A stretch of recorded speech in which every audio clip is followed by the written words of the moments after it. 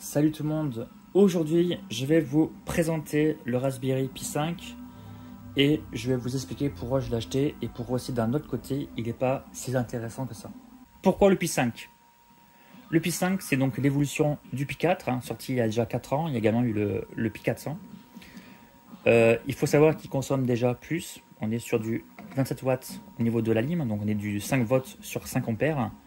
Donc vous n'êtes pas obligé d'acheter l'alimentation officielle, vous pouvez acheter un secteur non officiel, mais faites attention d'avoir au minimum 5 ampères. Vous pouvez en avoir plus, 6 ou 7, ce n'est pas important. Pour ce qui est du Pi 5, on va regarder, donc on est toujours sur une carte, une taille d'une carte de crédit. On est sur un poids similaire de 36 grammes. Et en termes de visuel, ce qui va vraiment changer, ça va être, ça se voit pas beaucoup, mais il y a un bouton poussoir. C'est assez ouf de dire ça, mais c'est vrai, sur les anciennes Raspberry, il n'y a pas de bouton. Donc ça, c'est la première nouveauté visuelle qu'on peut voir. Il y a aussi donc un connecteur PCI Express 2.0.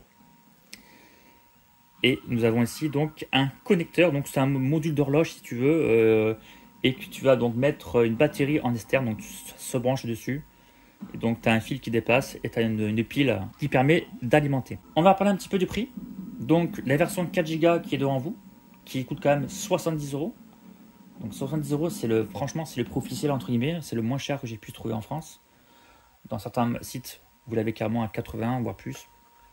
Et le modèle 8 Go qui est à 93,60 €, on n'est pas loin des 100 €.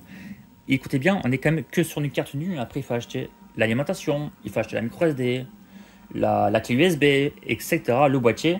Et ça risque de venir un peu cher. Donc faire attention. Et là, justement, on s'éloigne de la philosophie du fondateur. À la base, c'était créé pour l'apprentissage, peu cher et accès à tout le monde. Ce qui n'est plus vraiment le cas, entre guillemets. Nous, ce qu'on va parler, c'est de rétro gaming. Parce que moi, je l'ai acheté pour le rétro gaming. On va savoir pourquoi c'est intéressant dessus.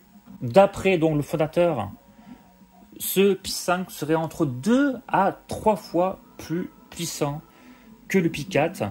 En termes général, mais dans la réalité, dans le rétro gaming, je parle des jeux en 240p et 480i, voire un peu plus, on est sur quasiment le double en puissance, vraiment en puissance réelle. Donc on a 2 fois plus d'images par seconde, donc ce n'est pas rien du tout. C'est quand même une belle évolution.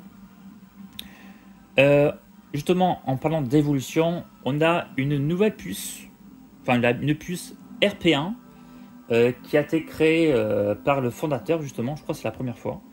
Cette puce gère les interfaces, notamment les ports USB.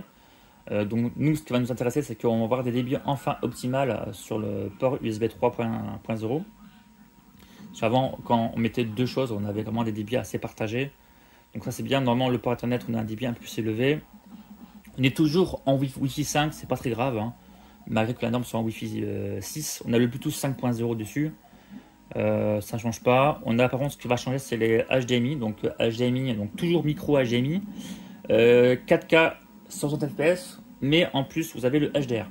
On a toujours le port GPIO, et là je vais bientôt en venir, c'est là où ça devient intéressant. Et aussi on a la micro SD, le débit a doublé. On passe sur le Pi 4, c'était du 45 MO en moyenne en lecture, on passe à 90, donc on a doublé. Alors, à quoi ça sert d'avoir plus de puissance, d'accord? Donc là, comme je vous explique, on va parler de rétro gaming. Déjà, ça va ouvrir la porte à d'autres émulateurs. Je pense déjà à la Sega Saturn, qui ramait pas mal quand même sur le Pi 4. On aura enfin un émulateur fluide pour la majorité des jeux, que ce soit en 480i, voire même proche du 720p. Et oui, ça va nous permettre de jouer aussi en 720p, enfin de l'HD dessus. Pour ceux qui veulent jouer par exemple à la PS1, à la Sega Saturn, à la Dreamcast, on va pouvoir s'approcher du 720p, voire carrément du 720p, voire même du Full HD, en fonction bien sûr de la gourmandise des jeux et de l'optimisation. Un point sur le GPU. Donc le GPU il est passé à 800 MHz au lieu de 500. Et donc on a quelque chose de plus puissant. Et surtout on a l'API Vulkan qui n'était pas justement sur le Pi 4. Et ça va changer parce que c'est vrai que sur les émulateurs on a l'API Vulkan. Vulkan est plus récent que OpenGen. Donc on devrait avoir une meilleure optimisation. Grosso modo, on aura plus d'images par seconde avec Flucamp. J'ai un souvenir sur l'émetteur de la PS3 sur Windows, ça marchait beaucoup mieux avec Flucamp. On avait plus d'images par seconde que OpenGen. À savoir, il chauffe un peu plus que le Pi 4, aux alentours de 15-20 degrés de plus. Donc il va falloir forcément avoir un boîtier pour le refroidir avec un petit ventilateur. Donc ça, moi je ne l'ai pas encore reçu, je devrais le recevoir d'ici dans les prochains jours. J'ai pris l'Argan Neo 5 pour environ 18 € avec l'envoi inclus. On devrait avoir une température aux alentours de 55 en plein jeu, donc ce qui est plutôt raisonnable.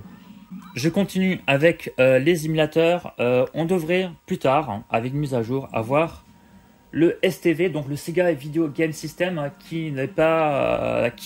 là, si vous voulez, on est sur un PC avec Hyperspin. Mais grâce au Pi 5, on devrait l'avoir. Il devrait le faire marcher, comme il est plus puissant. Et comme je vous dis, ça va ouvrir d'autres portes à d'autres émulateurs, notamment à ça. Peut-être le Sega Model 2 et 3 aussi. Il faut savoir aussi que ce Raspberry peut être overclocké de façon assez bien même. Parce que là, on est sur 4 cœurs à 2,4 GHz contre 1,8 contre l'ancienne. Il peut être overclocké jusqu'à 3 GHz. J'aurais dit jusqu'à 2,8, 2,9 de façon stable. Donc bien sûr, ça va chauffer un peu plus, donc il faudra faire attention. Mais il faut savoir qu'il s'overclock assez facilement. Donc ça, c'est une bonne chose aussi pour si on veut vraiment, imaginons qu'il nous manque quelques FPS pour certains jeux, ça peut être vraiment sympa. Alors, on va parler un petit peu pourquoi je l'ai acheté, pourquoi il vaut le coup et pourquoi il ne vaut pas le coup. Il vaut le coup pour ça, ce port GPU. Grosso modo, pourquoi moi, je l'ai acheté pour faire du rétro gaming, pour mettre sur ma bande d'arcade. C'est une télé CRT dessus et j'ai le Recalbox RGB Dual. Ça me permet de lancer mes jeux en 240p ou 480i. C'est là que ça devient intéressant. Vous voyez, si vous achetez un mini PC, il faut avoir des drivers compatibles. Et si vous achetez un mini PC, de toute façon, ça ne sera pas compatible. C'est des cartes dédiées, des cartes spécifiques. Parce que ce sont les gens qui créent en fait les drivers, si vous voulez. Donc c'est pour ça, c'est intéressant pour le port GPU. Il n'y aurait pas de port GPU, honnêtement, je vais vous dire, c'est pas du tout intéressant. Parce que là, on est sur du 70 €. Vous avez rajouté donc l'alimentation, la micro SD, la clé USB et le boîtier. On est dans les 120-130 € en fonction de ce que tu prends. Je suis désolé, mais entre 120 et 130 € pour en plus une 4 Go. Donc si tu prends la 8 Go, on est dans les 150 €. Tu vois un peu le truc. Sachant qu'un mini PC, écoute bien, c'est dans les 150 € et c'est plus puissant que le Pi 5. Si tu comptes jouer à du rétro gaming avec le port HDMI, n'achète pas ça. N'achète pas le Pi 5, il n'est pas du tout intéressant. Prends-toi un mini PC. Tu peux prendre un mini PC à partir de 150, voire plus cher. Bon, moi, tu as du choix. Là, ben, ça vaut pas le coup. Hein. Je peux pas te dire mieux. Hein. Donc, le Raspberry Pi 5, grosso modo, c'est intéressant avec le port GPU. C'est ça que c'est intéressant. Et c'est pour ça que je l'ai acheté pour avoir, surtout moi, c'était pour mes jeux en 240p. Pour moi, c'est un petit peu, si tu veux, la carte ultime des jeux en 240p. Sur le Raspberry Pi 4, ça marchait bien. Hein. Pour 90% des jeux, d'accord? Mais sur certains jeux, si tu veux, notamment les jeux Kiev, les plus récents, voilà, les jeux Kiev, tu vois, les plus récents, notamment les 2007, 2006, donc le 2002 encore ça, il marchait plutôt assez bien. Mais sur des jeux récents, ça ramait un peu, ou le son aussi ramait. Et c'est quand même assez embêtant. Bah voilà, tu vois, un jeu comme ça, donc on est sur du 2007, c'est récent pour du rétro gaming. Et ça, toi, c'est un jeu en fait qui rame un peu sur le Pi 4, voire un peu beaucoup. Malgré même que le mien qui était à la base overclocké à 2 GHz, c'était pas assez. Et justement, grâce au Pi 5, c'est terminé. Fluidité optimale. Est-ce que tu comprends où je veux en venir?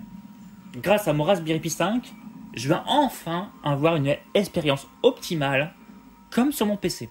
Il y a aussi d'autres émulateurs aussi qui vont, je pense, alors je ne sais pas dessus, mais je pense au Sega Model 2 et 3.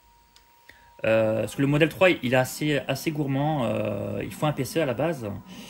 Et je me suis dit, avec le Raspberry Pi 5, avec de l'optimisation, voire avec Vulkan, ça devrait le faire.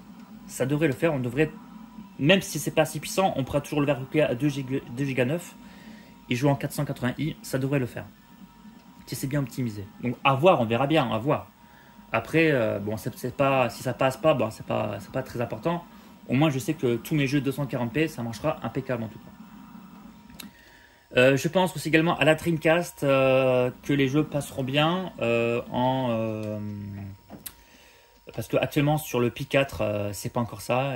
Ça fonctionne mais il y a encore problème de fluidité, problème de son. Et justement grâce au Pi 5, tous les jeux seront fluides. Du moins pour la très très grande majorité. Et on va aussi pouvoir lancer des jeux en 720p. Notamment sur la PS1, donc voire même du Full HD, sur la Sega Saturn, sur la Dreamcast, etc. Sur la Dreamcast, on est plus dans les 682p, je crois, et pas du 720. Encore une fois, ça va dépendre de la gourmandise des jeux et de l'optimisation aussi. Donc, ça ouvre beaucoup de nouvelles portes, donc d'autres émulateurs. Je pense aussi à l'émulateur Business, qui est un émulateur précis de la Super Nintendo. Et avec le Pi 4, ce n'était pas assez puissant. Donc comme je vous explique tout au long de cette vidéo, ça va être intéressant pour le rétro gaming 240p, 480i. Voilà, c'est vraiment, entre guillemets, on est proche de la carte ultime du jeu en 240p. De toute façon, je verrai avec les tests, j'ai mon boîtier qui arrive dans les prochains jours, je testerai ça de toute façon en jeu. Il faut savoir aussi que les distributeurs sont encore en bêta, donc il y aura sans doute des améliorations dans les mois à venir. Pour conclure cette vidéo, j'espère que je vous ai donné assez de détails pour savoir où vous dirigez, soit acheter un Raspberry Pi 5 ou un mini PC, tout simplement. Et juste une chose avant que je coupe la vidéo, ne prenez pas le Pi 4. Franchement, ne prenez pas le Pi 4 pour de rétro gaming parce qu'il coûte seulement que quelques euros moins cher pour avoir 2 fois moins puissant. Donc il est plus intéressant le Pi 4. Achetez-vous un Pi 5, vous n'allez pas le regretter, c'est pour faire du rétro gaming comme moi, comme vous voyez sur les jeux actuels. Voilà, Shinobi il n'était pas très gourmand, d'accord. Sur le Pi 3 il marchait impeccable déjà, peut-être même sur le Pi 2. Bref, voilà, sur ce, allez, c'était Mikado et je vous dis à très bientôt pour une prochaine vidéo. Du moins pour peut-être un test justement du Raspberry Pi 5 avec le boîtier. Allez, sur ce, salut tout le monde, ciao ciao.